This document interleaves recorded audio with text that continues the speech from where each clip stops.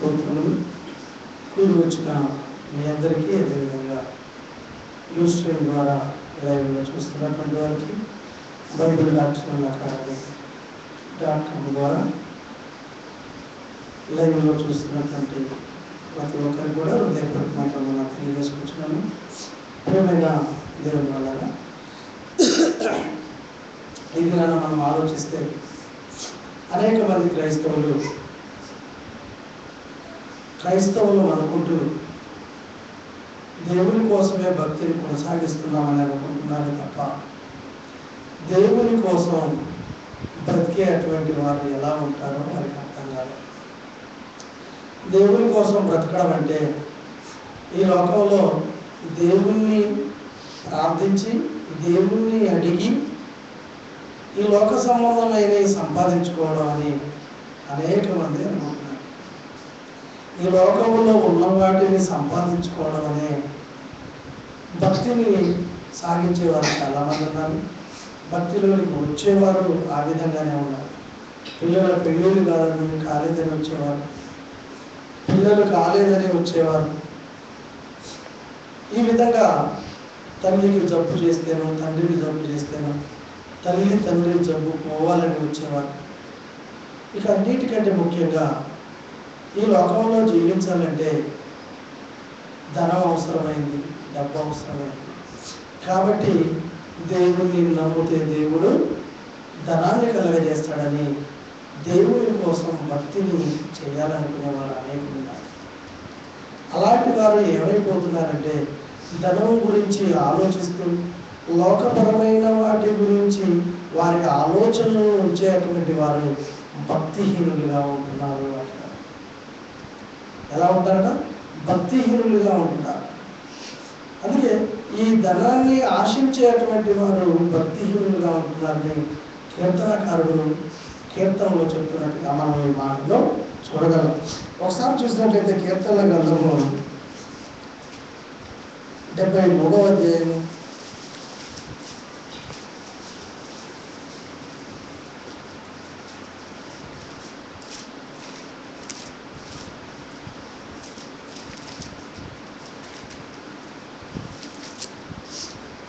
73వ అధ్యాయంలో 12వ వచనం ఒకసారి చూడండి. 12వ వచనం. ఇదిగో ఇట్టి వారు భక్తిహీనులు, వీరు ఎల్లప్పుడూ నిశ్చత గలవారై ధనవృద్ధి చేసుకొందురు అన్నారు. వీరు ఎవరట? భక్తిహీనులు, ధనవృద్ధి చేసుకున్నటువంటి వారు. ఈ లోకాన్నే కావాలని, లోకంలో ఉన్నదాన్నే ఆశించాలని అనుకునేటువంటి వారు ఎలాంటి వారంట? భక్తిహీనులు అంటున్నారు. మీరు ఎలాంటి వారంటే భక్తిహీనులు. భక్తి గలవారు ఎలా ఉంటారు? దేవుని కొరకు శ్రమైన, కష్టమైన, బాధ అయినా భరించేవారు భక్తి గలవారు. ఏదో చిన్న బాధ కలిగిందంటే దేవుని అనేస్తారు, దేవుని వెంటనే అనేస్తారు. మన సంఘానికి వచ్చేటువంటి వారిలో ఒక ఫ్యామిలీలో చిన్న తగాదాలు జరుగుతున్నటువంటి విషయాల్లో పాస్టర్ గారు, దేవుడు ఎందుకంటే మాకు ఇలాంటి సమస్యలు పెట్టాడు, దేవుడు ఇలా జరగకుండా ఆపేయచ్చు కదా అని చెప్పి ఒక అంటే ఎందుకు చెప్తున్నాడు ఈ విషయం అంటే, భక్తి చేస్తున్నాము అని అంటే ఎన్నో వస్తాయి, శ్రమలు వస్తాయి, బాధలు వస్తాయి, ఇబ్బందులు వస్తాయి. యేసుక్రీస్తు దేవుని కోసం తన జీవితాన్ని ఈ లోకంలో సమర్పించుకున్నాడు.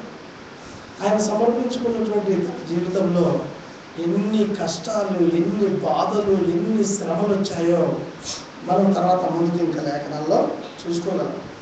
కాబట్టి పిల్లరా, ఈ భక్తి చేస్తున్నామనేటువంటి వారి విషయంలో ఆలోచిస్తే వారు భక్తి పేరు మాత్రానికి భక్తి అంటున్నారు, కానీ భక్తిహీనులుగా ధనాభివృద్ధి కోసం, వారి ఆశల కోసం, వారి ఇష్టాల కోసం దేవుని దగ్గరికి వస్తున్నట్టుగా మనం చూడగలం.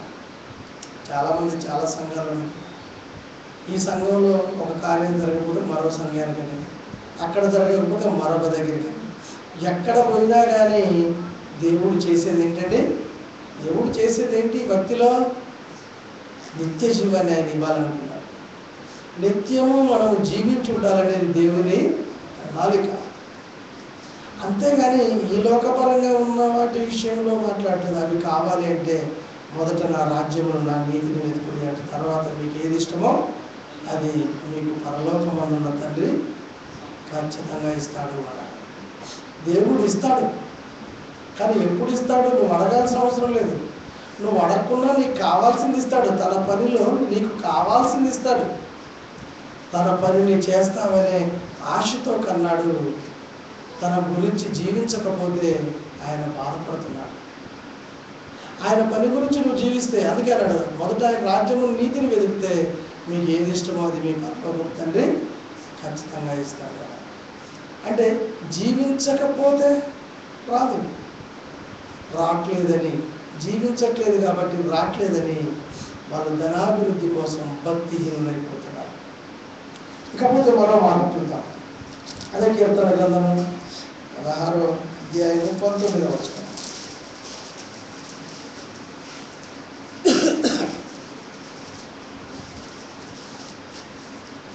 అక్కడ 14 వచనం, 14 కూడా లేదా?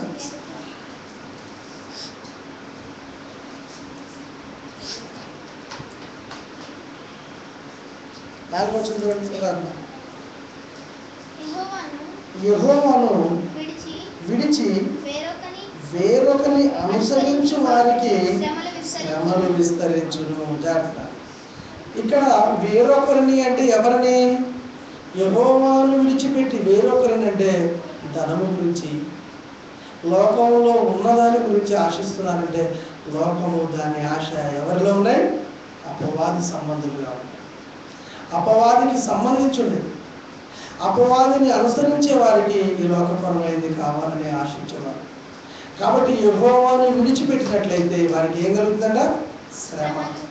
ఇక్కడ శ్రమ, ఇక్కడే శ్రమ అంటే ఇక్కడ శ్రమే, తర్వాత నిత్య నరకాగ్నిలో శ్రమే.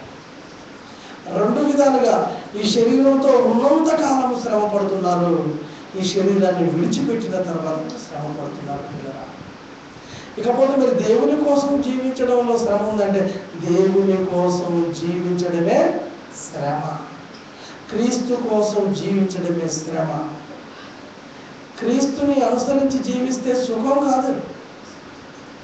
దేవుణ్ణి నమ్మితే ఏదో సుఖం వస్తుందని, రోగం పోతుందని, వ్యాధి నుండి తొలగించబడతామని, తల్లిదండ్రి బాగైపోతారని, పిల్లలు పుడతారని, పెళ్ళిళ్ళు జరుగుతాయని, ధనాన్ని సంపాదించుకోవచ్చనే ఆలోచనలతో దేవుణ్ణి నమ్మేటువంటి వారి విషయంలో ఆలోచిస్తే వారు సుఖపడొచ్చేమో, కానీ తర్వాత ఏముంది? వారికి శ్రమ.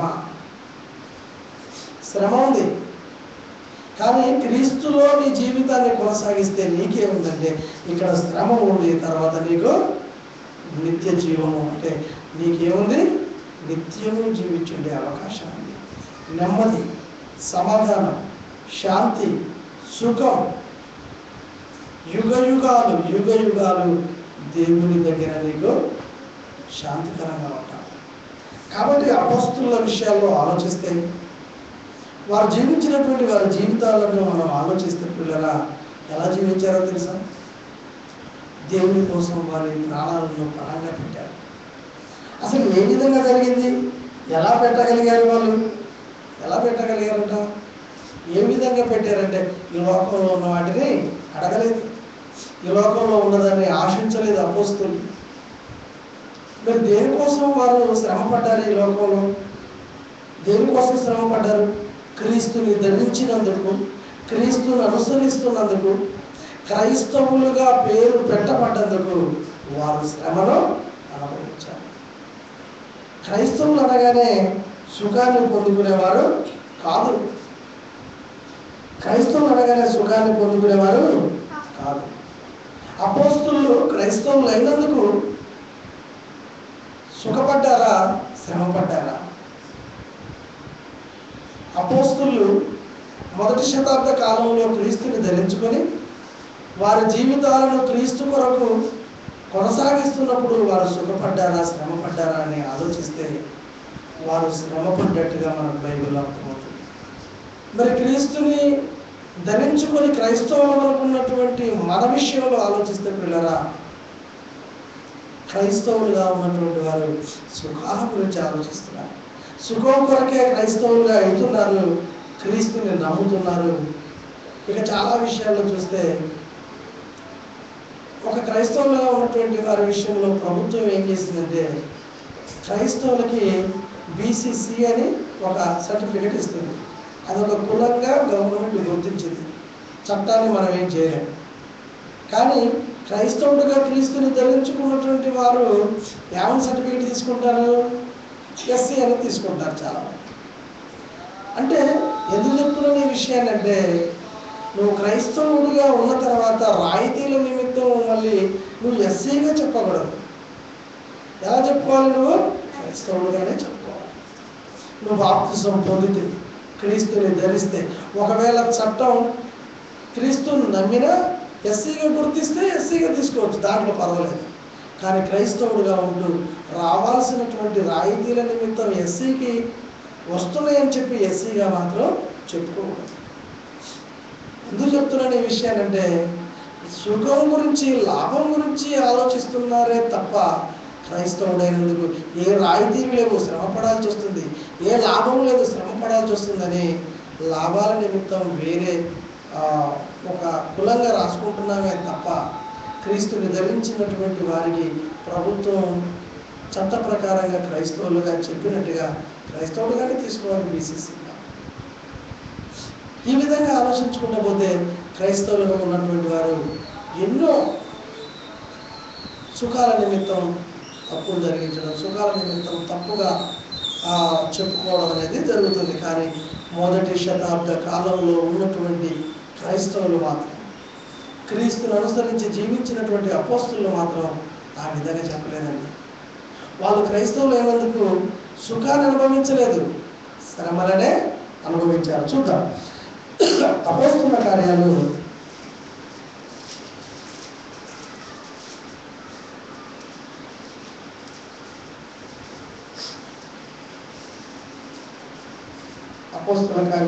14వ అధ్యాయం 19వ వచనం. 14వ అధ్యాయం 19వ వచనం. ఈకోనియకు నుండి యూదులు వచ్చి జన సమూహమును తమ పక్షముగా చేసుకొని పౌలు మీద రాళ్ళు రువి అతడు చనిపోయానని అనుకొని పట్టణము వెలుపలికి అతనిని ఈడ్చిరి. ఏం చేశారంట? రాళ్లతో రువ్వి కొట్టారంట. యూదులు వచ్చి జన సమూహములందరినీ వారి పక్షంగా చేసుకున్నారు.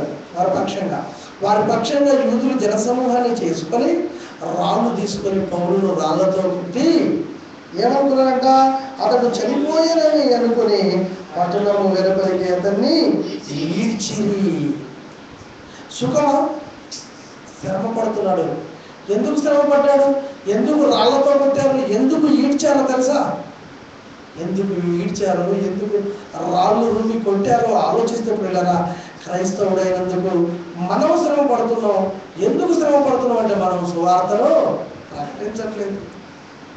కావాల్సిన వాటి గురించి ఆలోచిస్తున్నాం. కానీ మొదటి శతాబ్ద కాలంలో అపోస్తుల విషయాల్లో ఆలోచిస్తే, యేసుక్రీస్తు శిష్యుల విషయంలో ఆలోచిస్తే, మంచి భక్తుల విషయంలో ఆలోచిస్తే పిల్లరా, ఇక్కడ 15వ వచనం చదవండి ఒకసారి.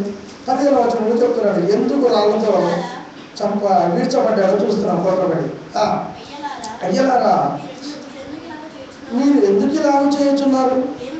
మేము కూడా మీ స్వభావం వంటి స్వభావం గలవారమే.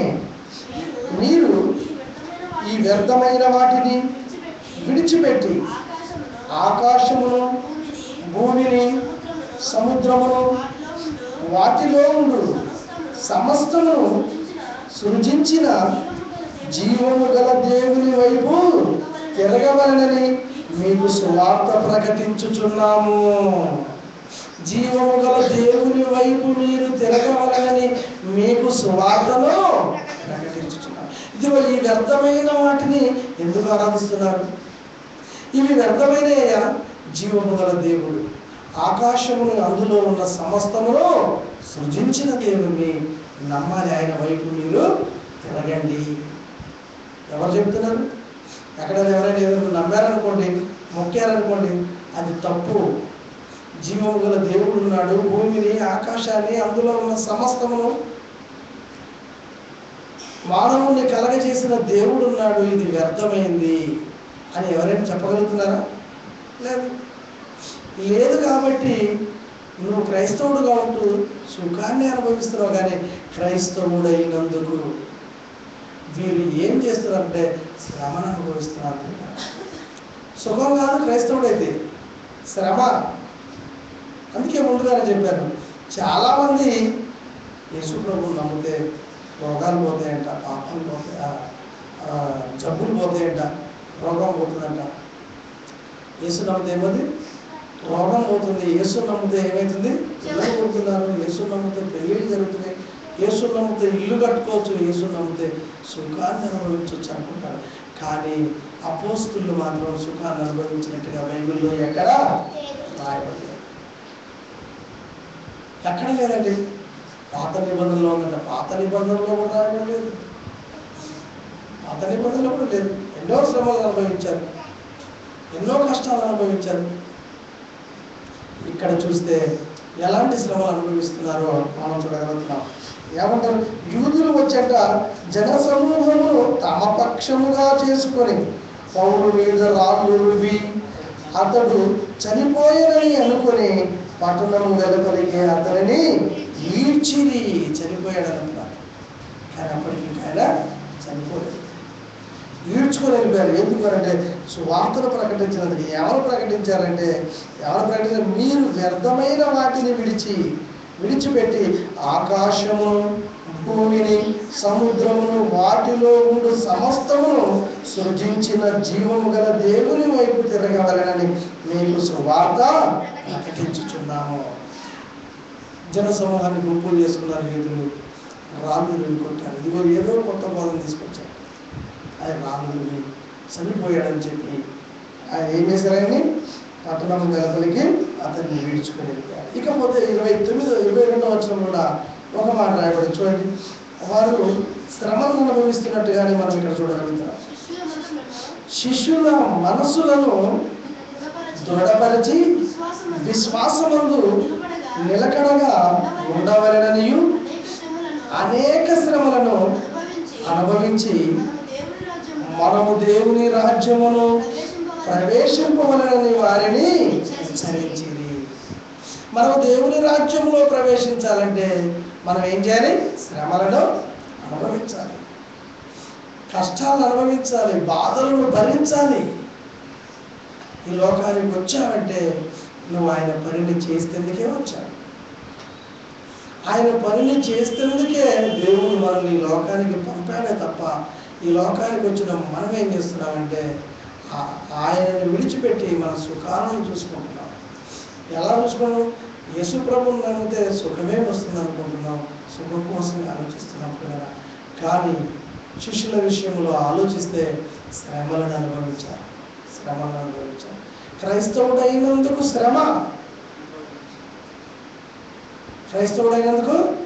శ్రమను అనుభవించాలి, కానీ సుఖము కాదన్నట్టుగా బైబిల్లో మనకు రాయబడింది.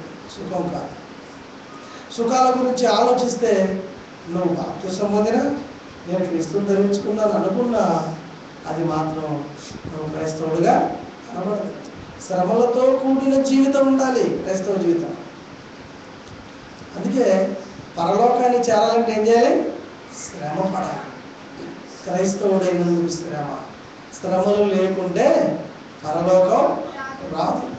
దేవుని కోసం నువ్వు ఈ లోకంలో శ్రమ పడితేనే ఆయన పనిని నువ్వు చేస్తున్నావు, కాబట్టి పనికి తగిన ప్రతిఫలం నీకు వస్తుంది.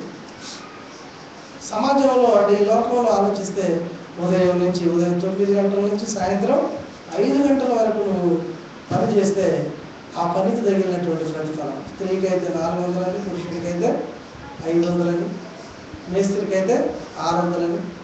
ఈ విధంగా ఎలా ఈ సమాజంలో ఉందో అదే విధంగా ఈ సమాజంలో ఈ లోకంలో ఉంటున్న నీవు పరలోకంలో ఉన్న కన్న తండ్రి పనిని నువ్వు జరిగిస్తే, నువ్వు పడిన శ్రమలను, నువ్వు పడిన కష్టాలను బట్టి నీకు ప్రతిఫలం పరలోకంలో ఉంటుంది. నువ్వు ఎంతైతే శ్రమ పడ్డావో క్రైస్తవుడిగా అంత ప్రతిఫలం. అందుకే వాని క్రియల చొప్పున నేను వారికి ప్రతిఫలాన్ని ఇస్తానన్నాడు. ఎవరు ఎంతైతే క్రీస్తు నిమిత్తం శ్రమ పడుతున్నారో అంత ప్రతిఫలం. ఎక్కువగా శ్రమ పడితే ఎక్కువగా ప్రతిఫలం పరలోకంలో. ఈ లోకంలో రాత్రి పగలు పనిచేశారనుకో, రాత్రి చేస్తే ఎంత కూలి? డబల్ కదా. రాత్రి పూట ఉదయం పూట అయితే ఉదయం 9 నుంచి 5 వరకు అంటే 400 ఇస్తే ఉల్లిగడ్డకి. అదే రాత్రి పూట 7 గంటల నుంచి రాత్రి 1 గంట 2 వరకు చేయించుకుంటారు. అప్పటి వరకు చేస్తే 400 కాదు, డబల్ కూలి, 4 800. ఈ విధంగా ఆలోచిస్తే పిల్లరా, మరి పరలోకమందు ఉన్న కన్న తండ్రి కోసం నువ్వు రాత్రి పగలు ఆయన పనిలో నువ్వు కొనసాగించుకున్నట్లయితే నీకు తగిన ప్రతిఫలం ఉంటుంది. అందుకే అన్నాడు, ఆయన పని నిమిత్తం శ్రమ పడితే పరలోకం ఖచ్చితంగా వస్తుంది. నిత్య జీవానికి వారసులుగా ఉండాలనే దేవుని యొక్క అనాది సంకల్పం. అందుకే నేను క్రైస్తవుడిగా చేసుకున్నాను. క్రైస్తవుడిగా ఉన్నందుకు శ్రమే తప్ప సుఖం మాత్రం కాదు అన్నట్టుగా మనం బైబిల్లో చూడగలుగుతున్నాం. ఇంకా చూసినట్టయితే మరో మాట చూద్దాం. 1 పేతురు రాసిన పత్రిక 4:12 నుంచి 14 చూద్దాం. పేతురు గారు రాసిన 1 పత్రిక. క్రీస్తు శరీరమందు శ్రమపడెను గనుక మీరును అట్టి మనస్సును ఆయుధముగా ధరించుకొనుడి అంటాడు. ఏమంటాడు ఇక్కడ? క్రీస్తు శరీరమందు శ్రమపడెను గనుక మీరును అట్టి మనస్సును ఆయుధముగా ధరించుకొనుడి. శరీర విషయములో శ్రమపడిన వాడు శరీరమందు జీవించు మిగిలిన కాలం ఇక మీదట మనుజాశలను అనుసరించి నడుచుకొనక అంటున్నాడు. దేవుని ఇష్టానుసారముగానే నడుచుకున్నట్లు పాపం జోలికి పోతూ అంటున్నాడు. ఈ లోకంలో పాపం విషయంలో కానీ, ఈ లోకంలో దేవుణ్ణి విడిచిపెట్టే విషయంలో కానీ, పాపం అనగానే పిల్లరా అందరూ ఏదో అనుకుంటారు. సకల దుర్నీతి పాపమైనప్పటికీ బైబిల్ చెప్పేది ఏంటంటే అసలు పాపం అంటే ఏంటి? దేవుడు పంపిన తన కుమారుని నమ్మకపోవడమే పాపం. యేసుక్రీస్తు ఈ లోకంలోనికి నీ పాప క్షమాపణ నిమిత్తం వచ్చి ఆయన మరణించి సమాధి చేయబడి 3వ దినాన మృతుల్లో నుండి ఆయనను దేవుడు లేపనని నీ హృదయమందు విశ్వసించి నమ్మి బాప్తిసం పొందకపోవడమే పాపం. ఇంకా ఏదో కాదు.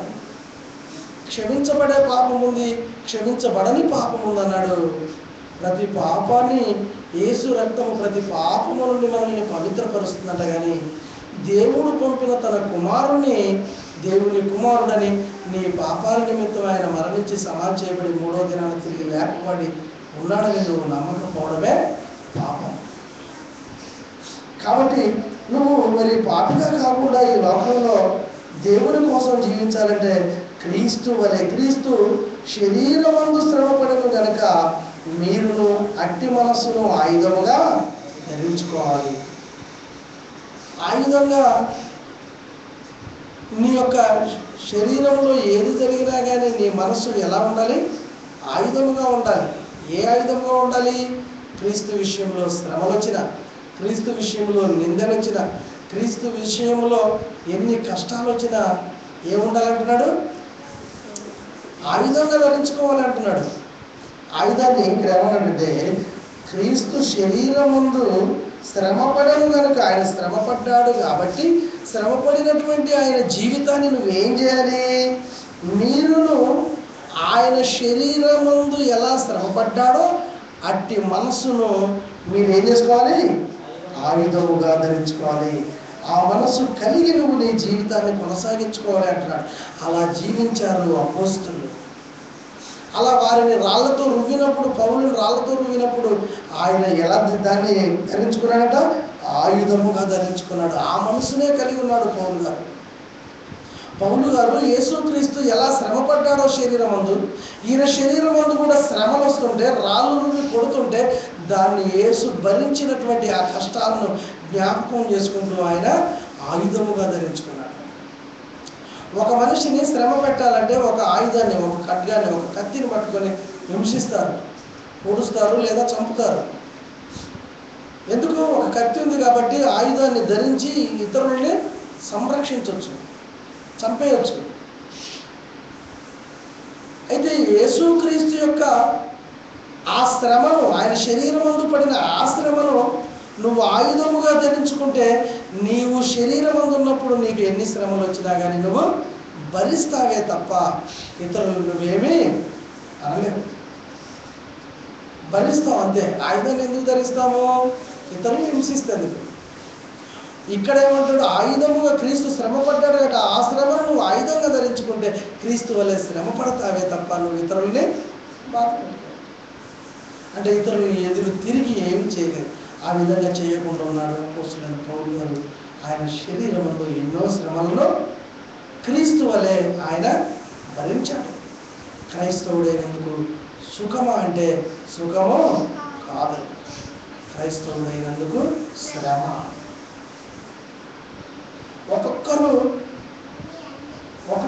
ఒక్కొక్కరి జీవితాల్లో మీరు పడే శ్రమలను బట్టి ఆనందించాలే తప్ప మనం పడేటువంటి సుఖాన్ని బట్టి దేవుడు నన్ను బాగా బ్రతికిస్తున్నాడు, దేవుడు నన్ను బాగా ఆశీర్వదించాడు అంటారు చాలామంది. అవునా? దేవుడు బాగా ఆశీర్వదించాడు. దేవుడు నేను ఈ భూలోకంలో ఆశీర్వదిస్తాడా? లేదు, ఆశీర్వదించాడు. భూలోకంలో నువ్వు ఆశీర్వదించబడినందుకు రాలేదు యేసుక్రీస్తు లోకంలోనికి. నిన్ను పరలోకంలో నిత్యము తన యొద్ద, తన తండ్రి, మన తండ్రి అయిన దేవుని యొద్ద నిత్యము మనం జీవించి ఉండాలని, నిత్య నరకాగ్నిలో కలకాలము కాలిపోకుండా ఉండాలని దేవుడు యేసుక్రీస్తుకి లోకంలో పంపాడు. ఎందుకంటే సుఖాన్ని అనుభవిస్తూ మరణానికి వెళ్ళిపోతున్నారు, సుఖాన్ని అనుభవిస్తూ నాశనానికి వెళ్ళిపోతున్నారు. దేవుడు అది చూసి నా పిల్లలు నశించుటే ఇష్టం లేదని శ్రమ పడ్డా కానీ వారు సుఖాన్ని ఆ లోకంలో అనుభవించకుండా నేనుడు లోకంలో వారు సుఖాన్ని అనుభవించాలని ఈ లోకంలో మనకు శ్రమలు వచ్చిన ఆయనుడు లోకంలో నిత్యము సుఖం అనుభవించేలా దేవుడు యేసుక్రీస్తుని లోకంలోకి పంపించి అట్టి మనసును, క్రీస్తు శరీరమందు పడినటువంటి ఆ కష్టాలను, ఆ బాధలను, ఆ మనస్సును మనం ఆయుధముగా ధరించుకొని మన జీవితాలను ఈ లోకంలో శ్రమ పడ్డప్పటికీ సుఖాన్ని ఆ లోకంలో ఇచ్చేలా దేవుడు యేసుక్రీస్తుని లోకంలోనికి పంపించాడు. కాబట్టి ప్రేమ దేవుని వలన ఇకపోతే హెబ్రీయులకు రాసిన పత్రికలో చూసినట్లయితే ఆయన ఎలా అయితే శ్రమ పడ్డాడో చెప్తున్నాడు. 5వ అధ్యాయము 7-8 వచనాలు చూడండి ఎలా శ్రమ పడ్డాడు. 5వ అధ్యాయము 7-8 వచనాల్లో చూస్తే, శరీరధారి అయిన దినములలో మహారోదనముతోను కన్నీళ్లతోను తన్ను మరణము నుండి రక్షింపగలవానికి ప్రార్థనలను యాచనలను సమర్పించి భయభక్తులు కలిగి ఉన్నందున ఆయన అంగీకరింపబడెను. ఆయన కుమారుడయుండి తాను పొందిన శ్రమల వలన విధేయతను నేర్చుకొనెను. తాను పొందిన శ్రమల వలన ఏం చేశాడంట? యేసుక్రీస్తు విధేయతను నేర్చుకున్నాడు. ఎవరయుండి? కుమారుడయుండి. ఈయన కుమారుడయుండి తాను పొందినటువంటి శ్రమల వలన విధేయతను నేర్చుకున్నాడు. పరలోకానికి వెళ్ళాలంటే ఎలా ఉండాలో తెలుసుకున్నాడు. నువ్వు పరలోకానికి వెళ్ళాలంటే నువ్వు విధేయుడిగా ఉండాలి, విధేయతను నేర్చుకోవాలి. శ్రమ పడితే లాభం అనుకోవాలి. శ్రమ పడితే లాభం. అయ్యో నేను సువార్త ప్రకటించని ఎడల నాకు ఏంటన్నాడు? శ్రమ. ఇదే శ్రమ, నిత్య నరకాగ్నిలోనికి నేను వెళ్తానన్నాడు పౌలు గారు. ఈ లోకంలో నువ్వు సువార్త ప్రకటిస్తే వచ్చే శ్రమ ఏంటంటే, నువ్వు ఎలా అయితే శ్రమ పొందితే విధేయతను నువ్వు నేర్చుకుంటావు దేవుని దగ్గరికి వెళ్తావు. పరలోకాన్ని పొందుకుంటావు, నిత్యము జీవించుంటావు. అందుకే శరీరధారి అయిన దినములలో మహారోదనముతోనూ యేసుక్రీస్తు అంట కన్నీళ్లతోనూ తన్ను మరణము నుండి రక్షింపగల వారికి ప్రార్థనలను యాచనలను సమర్పించి భయభక్తులు కలిగి ఉన్నందున యేసుక్రీస్తు అంట దేవుని ద్వారా అంగీకరించబడ్డాడట. భయభక్తులు కలిగి ఉన్నందున, దేవుని భయభక్తులు కలిగి ఉన్నందున శరీరధారి అయిన దినముల్లో మహారోదనముతో కన్నీళ్లతో తన్ను మరణము నుండి విడిపింపగల వారికి ఆయన ప్రార్థనలు యాచనలు చేశాడు. చేయబడడం ద్వారా, ఆయన భయభక్తులు కలిగి జీవించడం ద్వారా దేవుని ఎదుట ఆయన దేవుని దగ్గర అంగీకరింపబడ్డాడు. కుమారుడై ఉండడం ద్వారా తను పొందినటువంటి శ్రమలను బట్టి విధేయతను నేర్చుకున్నాడు. మనం కూడా యేసుక్రీస్తుని అనుసరించడం ద్వారా, యేసుక్రీస్తుని ధరించుకొని క్రైస్తవులం కావడం ద్వారా మనం కూడా దేవునికి కుమారులమే. మనమేం చేయబడితే కుమారులమే కాబట్టి మనమేం చేయబడాలంటే మనము కూడా శ్రమలను అనుభవించాలి.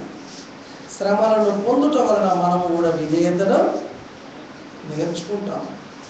విధేయతను కలిగి ఉంటావు. విధేయతను కలిగి ఉండడం ద్వారా నువ్వు పరలోకాన్ని స్వతంత్రించుకుంటావు.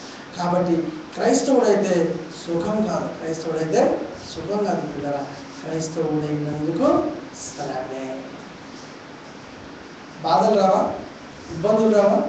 లేనిపోని ఎన్నో మన మీద వేస్తారు. అమ్మాయిల మీద లేనిపోని వేస్తారు, అబ్బాయిల మీద లేనిపోని వేస్తారు, పక్కింటి వారి మీద లేనిపోని వేస్తారు. ఇవన్నీ వస్తూనే ఉంటాయి. ఎన్నో నిందలు వస్తాయి.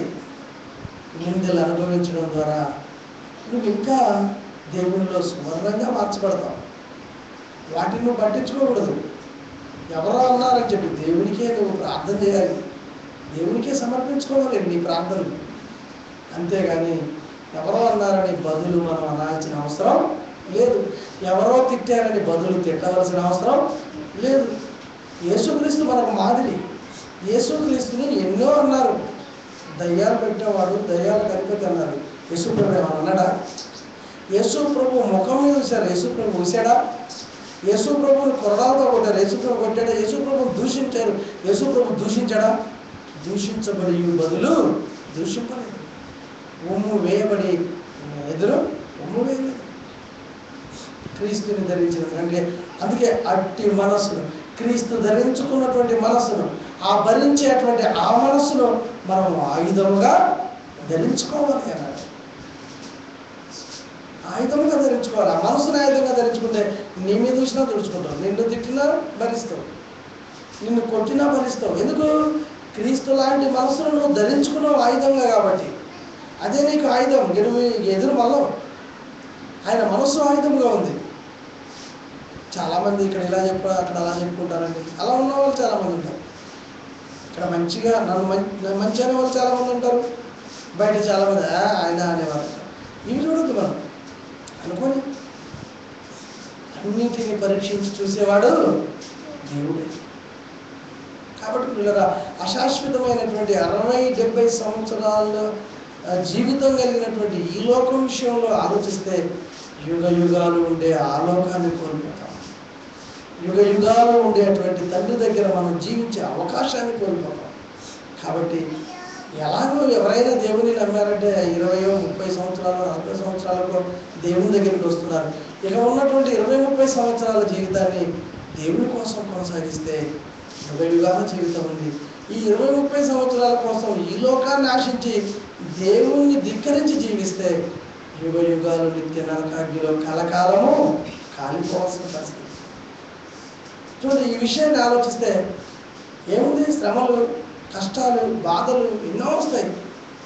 ఎలాగో క్రీస్తుని నమ్మకముందు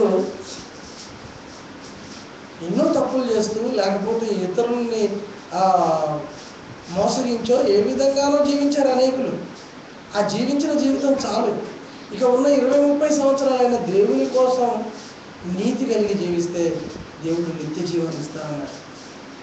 కాబట్టి ఉన్న ఈ కొద్ది కాల జీవితమైన శ్రమలు వచ్చినా, కష్టాలు వచ్చినా, క్రీస్తు శరీరమందు జరిగినటువంటి ఆశ్రమలను నీ జీవితంలో ఆయుధంగా ఆ శ్రమలను ధరించుకొని కష్టం, బాధ, ఇబ్బందులు ఎన్ని కలిగినా కానీ దేవుని కోసం జీవించాలని దేవుని వాక్యం మనల్ని హెచ్చరిస్తున్నట్టుగా చూడగలం. చూద్దాం, మరొక రెండు మాటలు చూద్దాం. చూసినట్లయితే పిల్లల అపోస్తలుడైన పౌలు గారు తిమోతి గారికి 2వ లేఖ రాస్తూ 3వ అధ్యాయము 12వ వచనంలో చెప్పబడిన మాటలు చదువుకుందాం.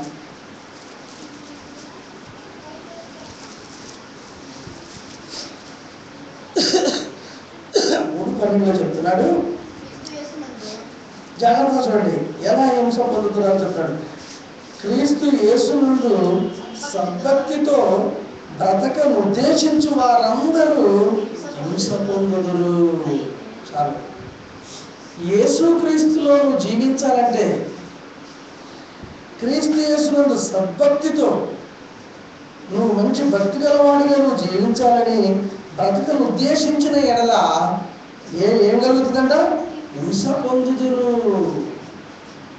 ఆ మనస్సుని యేసుక్రీస్తు పొందినటువంటి శ్రమలను, శరీరమందు పొందిన శ్రమలను, బాధలను, కష్టాలను ఆయుధముగా, క్రైస్తవుడు అయినందుకు నువ్వు ఆ శ్రమలను ఆయుధముగా మరి ధరించుకుంటే నువ్వు మంచి సద్భక్తితో నువ్వు బ్రతకను ఉద్దేశించిన ఎడల ఎలా ఏమవుతారట? హింస పొందుదురు, హింస పొందుదురు అంటాడు. హింస పొందుదురు అంటాడు. నువ్వు సద్భక్తితో బ్రతకను ఉద్దేశించు వారందరూ ఎంతమంది అయితే బ్రతకాలనుకుంటారో, ఒకరా, ఇద్దరా, 100, 1000, లక్షల, కోట్లలో ఎవరు బ్రతకాలనుకున్నా ఖచ్చితంగా క్రీస్తు శ్రమలను ఆయుధంగా ధరించుకొని వారి శరీరమందు శ్రమలను అనుభవించాలి. శ్రమలను అనుభవించడం ద్వారానే పరలోకాన్ని పొందుకుంటాం. ఎన్నెన్నో కష్టాలు వస్తాయంటే, ఎన్నెన్నో బాధలు వస్తాయి, ఎన్నెన్నో ఇబ్బందులు వస్తాయి, భరించు. ఎన్నో నిందలు వస్తాయి, భరించు. లేనిపోని మాటలతో హింసిస్తున్నారు, భరించు. వాళ్ళు అనగానే తప్పుడుది అయిపోరు కదా. నీ శరీరంలో, నీ జీవితంలో నువ్వు ఏదైనా క్రియను, తప్పుడు క్రియను జరిగిస్తే నువ్వు తప్పుడు అయిపోతావు, తప్పుడుగానే అయిపోతావు. నువ్వు ఆ తప్పుడు స్థితిలోనికి వెళ్లకుండా నీ మీద ఎంతమంది ఎన్నంటే పరీక్షించేవాడు, చూసేవాడు దేవుడే. నిన్ను కన్న తండ్రే నీ పక్షాన ఉండగా నీకు ఎందుకు ఇంకా విరోధి ఉంటుంది? లోకంలో ఎవరు విరోధులుగా ఉండలేదు. దేవుడు నీ పక్షాన ఉన్నాడు. ఎవరు ఎన్ననుకున్నా అవి అశాశ్వతమైన ఈ లోకపరంగా విడిచిపెట్టి. చక్కటి మాట బైబిల్లో రాయబడిందండి. అసలు ఈ మాటను ఆలోచిస్తే ఎంత అద్భుతమైన మాట తెలుసా? ఏమన్నాడు చూడండి, మళ్ళొక్కసారి మాట చూద్దాం. క్రీస్తు యేసునందు అంటాడు. యేసు క్రీస్తునందంట. అసలు ఎలాంటి ఆన్సర్ చూడండి. క్రీస్తు యేసునందు సద్భక్తితో బ్రతకను ఉద్దేశించు వారందరూ హింస పొందుదురు. యేసుక్రీస్తునందు మరి మంచి భక్తి గలవారిగా నువ్వు బ్రతకాలంటే హింస వస్తుంది. పొందుతారు. భక్తిని సాగించే ప్రతివాడు పొందుతాడు. పొందట్లేదండి, ఎదురు తిరుగుతున్నట్టు భక్తి లేదు. మాట్లాడిన ప్రతి వానికి ఎదురు మాట్లాడితే భక్తి కాదు పిల్లరా. యేసుక్రీస్తు అలా మాట్లాడలేదు, యేసుక్రీస్తు అలా ఎదురు తిరగలేదు. యేసుక్రీస్తు మనసుని ఆయుధంగా ధరించుకుంటే నువ్వు కూడా ఎదురు తిరగవు. ఇకపోతే మంచి ప్రవక్త, ఇశ్రాయేలు ప్రజల్ని నడిపించినటువంటి మహానుభావుడు మోషే గారి విషయంలో ఆలోచిస్తే, క్రీస్తు విషయంలో నింద గొప్ప భాగ్యమని ఆయన ఎలాంటి శ్రమలనైనా అనుభవించుటకు ఆయన మహారాజుగా ఉండేటువంటి అవకాశాన్ని విడిచిపెట్టుకున్నాడు ఐగుప్తు దేశంలో. ఫరో కుమార్తె యొక్క కుమారుడని అనిపించుకుంటే చాలట. ఫరో కుమార్తె యొక్క కుమారుడని మోషేని ఫరో కుమార్తె పెంచింది. నేను తల్లినని, నువ్వు నా కుమారుడు అని ఒప్పుకుంటే చాలయ్యా, ఈ రాజ్యాన్ని నువ్వే వెళ్తావు, ఐగుప్తు దేశానికి నువ్వు రాజును అని చెప్తే మోషే వినలేదండి. మోషే వినలేదు. క్రీస్తు విషయంలో నిందైనా నాకు గొప్ప భాగ్యం. ఎందుకు అనంటే లోకంలోనికి వెళ్తాడని. చూడండి ఒకసారి చూసినట్లయితే అపోస్తలుడైన పౌలు గారు రాసినటువంటి హెబ్రీయులకు రాసిన పత్రిక 11వ అధ్యాయము 26వ వచనం, 11వ అధ్యాయం 26వ వచనం, అద్భుతమైన మాట. ఈ మాట గుర్తుంచుకున్నాను.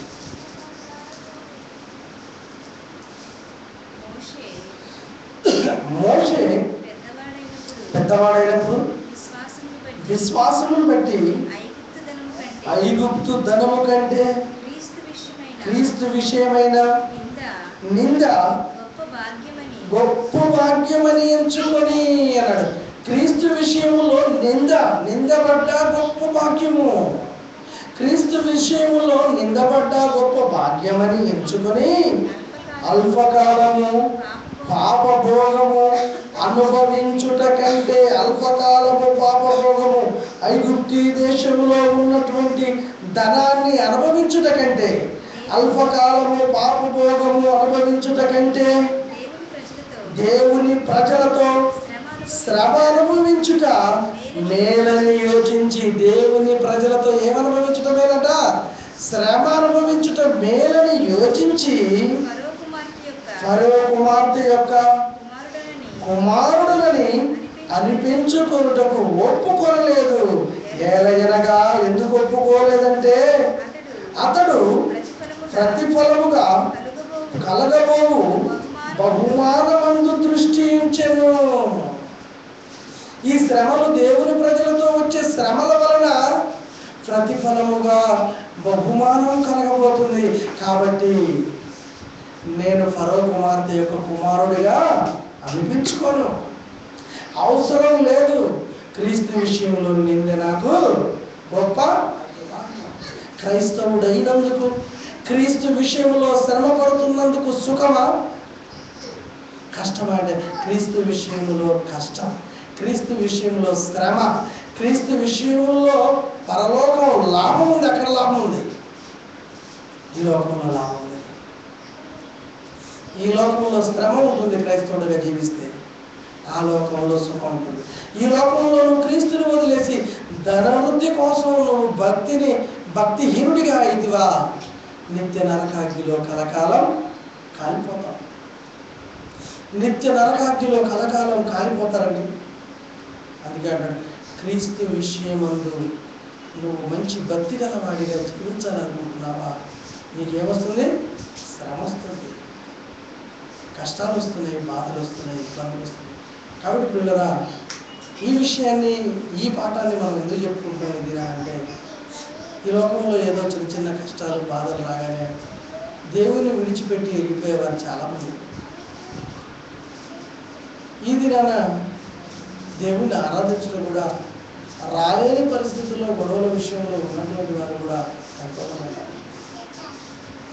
అంటే దేవుని విషయంలో శ్రమైన, కష్టమైన, ఇబ్బందులైనా ఎన్నిటినైనా ఎదుర్కొనటకు చివరికి క్రీస్తు వలె మన ప్రాణాలైనా త్యాగం పెట్టుటకు దేవుని కోసం జీవించేవారే క్రైస్తవుడు. అలా జీవించాడు యేసుక్రీస్తు. మన రక్షణార్థమై తన ప్రాణాన్ని పనంగా, తన చిత్తాన్ని జరిగించడానికి యేసుక్రీస్తు తన ప్రాణాన్ని పెట్టాడు. తన పనిని జరిగించిన యేసుక్రీస్తుని దేవుడు ఊరుకోలేదు, మృతుల్లో విడిచిపెట్టలేదు. 3వ దినాన తిరిగి యేసుక్రీస్తుని దేవుడు మృతుల్లో నుండి ప్రథమ ఫలముగా లేపాడు. చనిపోయినటువంటి వారిలో మొదటి నుండి, అంటే మొదటి మానవుడైనటువంటి ఆదాము నుండి, మొదటి చనిపోయినటువంటి హేబేలు మొదలుకొని ఇప్పటి వరకు చనిపోయినటువంటి వారిలో యేసుక్రీస్తు తప్ప మృతులలో నుండి తిరిగి లేపబడిన వారు ఎవరు లేరు. అందుకే ఆయన ప్రథమ ఫలముగా లేపాడు. మొట్టమొదటి వాడు ఎవరు లేపబడిన వారంటే యేసుక్రీస్తు మృతుల్లో నుండి తిరిగి లేకపోతాడు. కాబట్టి యేసుక్రీస్తుని అనుసరిస్తున్నటువంటి నీకు కూడా మృతి పొందినా కానీ దేవుడు ఏం చేస్తాడు? తిరిగి లేపుతాడు. అందుగురించి చెప్పాడు, ఎన్ని కష్టాలు వచ్చినా, ఇబ్బందులు వచ్చినా ఈ లోకంలో దేవుని కోసం జీవించాలని మరి దేవుని పేరట మిమ్మల్ని నతులాడుకుంటున్నాను. అందుకే క్రైస్తవుడైనందుకు మరి సుఖమా శ్రమలా అంటే ఎన్నో శ్రమలను మనం అనుభవిస్తూ మనం పరలోకాన్ని చేరాలి. కష్టాలను అనుభవిస్తూ పరలోకాన్ని చేరాలి, నిందలను అనుభవిస్తూ పరలోకానికి చేరాలి. మన గమ్యస్థానం ఎక్కడ అంటే పరలోకం. ఈ లోకంలో ఏంటి నీ గమ్యం వరకు ఏం చేయాలంటే క్రీస్తుని గురించిన సువార్తను ప్రకటించాలి. ఆయన శరీరం అందున్నప్పుడు ఆయన పడినటువంటి శ్రమలను నువ్వు ఈ లోకంలో శరీరముగా ఈ లోకంలో ఉండి జీవిస్తున్న కాలంలో ఆయన పడిన శ్రమలను నువ్వు ఆయుధముగా ధరించుకొని క్రైస్తవుడైనందుకు శ్రమలను అనుభవిస్తూ పరలోకాన్ని స్వతంత్రించుకోవాలి అని అంటే నువ్వు క్రీస్తుని గూర్చిన సువార్తను ప్రకటించాలి. క్రీస్తుని గూర్చిన సువార్తను ప్రకటించడం ద్వారా శ్రమ అన్నాడు. అయ్యో నేను సువార్తను ప్రకటించకపోయిన ఎడల నాకు శ్రమ అన్నాడు. సువార్తను ప్రకటించకపోతే వచ్చే శ్రమ ఏంటి? సువార్తను ప్రకటించడం ద్వారా కలిగే శ్రమలేంటి? సువార్త ప్రకటించడం వలన వచ్చే శ్రమల ద్వారా పరలోకం, సువార్త ప్రకటించకుండా వచ్చే శ్రమ నిత్య నరకాగ్ని. కాబట్టి నిత్య నరకాగ్ని నుండి విడిపించి నిత్య జీవం వైపు మళ్లించబడాలంటే క్రీస్తు సువార్తను ప్రకటిస్తూ శ్రమలను అనుభవిస్తూ పరలోకాన్ని చేరుకోవాలని ప్రభు పెట్టుకోవచ్చు. ఇంకొద్ది మాటలు నేను ముగిస్తున్నాను. Thank you. ప్రార్థన చేసుకుందాం. సమయంలో ప్రార్థన అందరూ తలలో వచ్చినట్లయితే చెప్పబడినటువంటి వాక్యాన్ని బట్టి